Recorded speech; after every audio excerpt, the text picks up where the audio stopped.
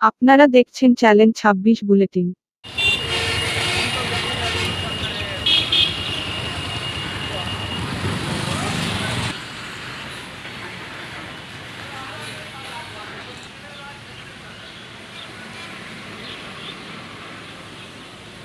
মোহাম্মদ আইজুল ইসলাম লস্কর, কালীগঞ্জ উপজেলা যুবদলের বিপ্লবী যুগ্ম আহ্বায়ক এবং কালীগঞ্জ উপজেলা সাব রেজিস্ট্রার দলিল লেখক হিসেবে কর্মরত আছি।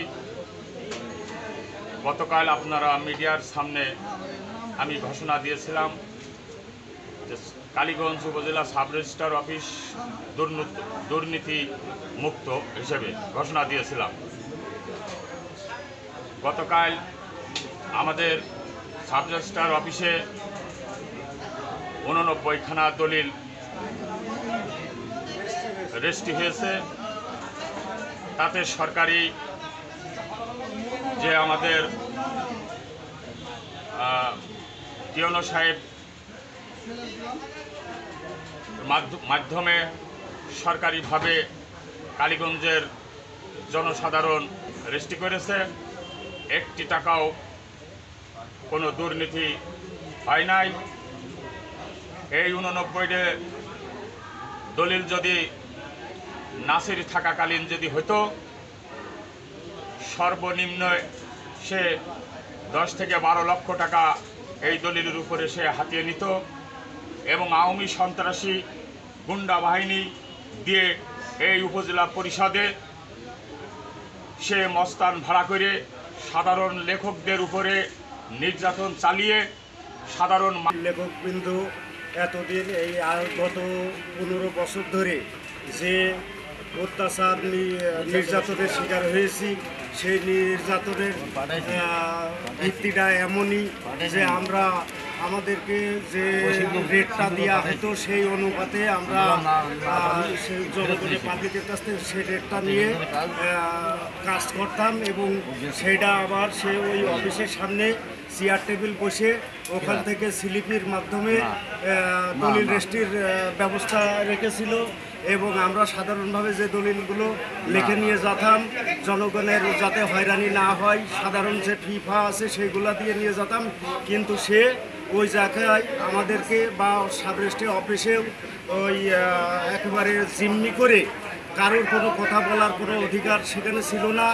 অপমান অপদস্থ করতো, দলিল টান মেরে ফেলে দিত এবং এই দলিলে দেখা যাচ্ছে সাধারণত একটা দলিলে 50,000 টাকা খরচ আছে। আমরা সেটা সেখানে প্রেরণ করা সত্ত্বেও সরকারিভাবে সব কিছু কমপ্লিট করে নিয়ে যাওয়ার পরেও সে ওই দলিলে উৎকোচ আশঙ্কা যে এই দলিলে তোমার আরও 2.5 লক্ষ টাকা দিতে হবে, তা না হলে এই দলিল তোমার রেজিস্ট্রি হবে না।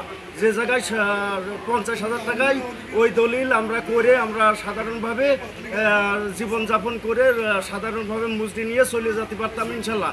তবে সেটাও তো সেই মজুরির টাকাও সে দিত না, সেগুলো আওয়ামী সন্ত্রাসী লোকজনের এই এমপির দিতে হবে, উপজেলা চেয়ারম্যানের দিতে হবে, এ গুন্ডা এখনই কিন্তু ধরে নিয়ে যাবে, তা না হলে এবং অতীতেও অনেকের আমার নিজেরই সে এই রেজিস্ট্রি অফিস থেকে এরকম পুলিশ টলিশ নিয়ে আসে বিনা কারণে বিনা হয়রানিমূলকভাবে আমার কিন্তু ধরেও নিয়ে গিয়েছে, এরকম বিএনপি করিস জামাত করিস, ঠিক আছে। এবং এর সত্যতা আপনারা সাধারণ লেখকবৃন্দর কাছেও সব কিছু সবার কাছে শুনবেন, এর সত্যতা নিশ্চয় পাবেন।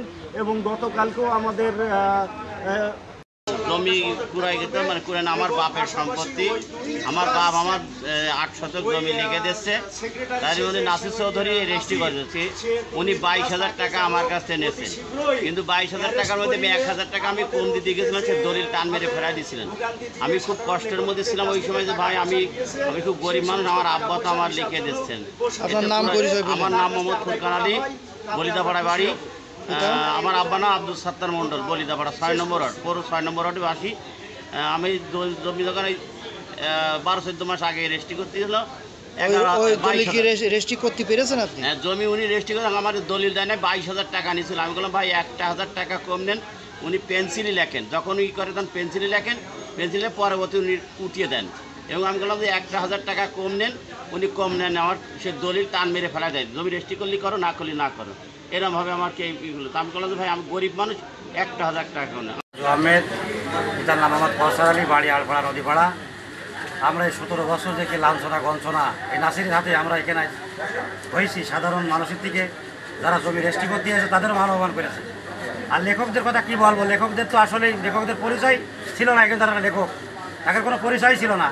তাদের যেভাবে ব্যবহার করেছে নাসির, যেভাবে তাদেরকে মান অপমান, একটা রেজিস্ট্রি অফিসই একজন স্যার একজন লেখককে সাসপেন্ড করতে পারে, আর সে নাসির তার নিজের পাওয়ার বলে সে একজন লেখককে সাসপেন্ড করে দিত, একজন লেখকের হাত বন্ধ করে দিত। একজন মানুষের যে কী পরিমাণ ক্ষতিগ্রস্ত করেছে নাসির, লক্ষ লক্ষ কোটি কোটি টাকা আজকে কালীগঞ্জ মানুষকে হয়রানি পেরেশানি করে আজ ক্ষতিগ্রস্ত করেছে।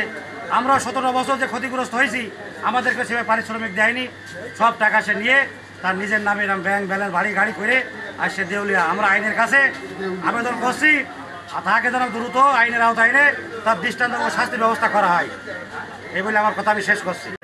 ইসলাম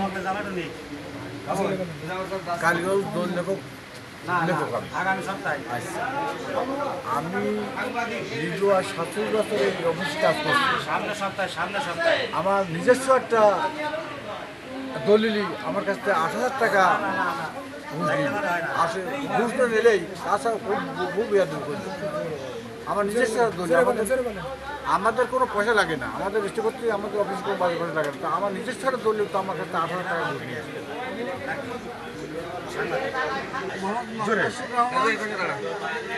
গ্রাম পিরিয়াজপুর। আমি লাইসেন্সপ্রাপ্ত লেখক, কিন্তু আজ 16 বছর এই নাসির আমাদের যে নির্যাতন করেছে। আমার এলাকায় বড় দলিল হলি ওর একটা খালাইতে ভাই আছে, ও বলে যে এই দলিলের আমার হিসেব দিয়ে আসে 20 দিন আগে। মিন্টু কামাল এই দলিল আমার হিসেব দিয়ে আসে 20 দিন আগে। সেই দলিলের টাকা আমি জমা দিলি, পুরো টাকা আমাদের কাছে কালেকশন করে একটা টাকা আমাদের দিইনি,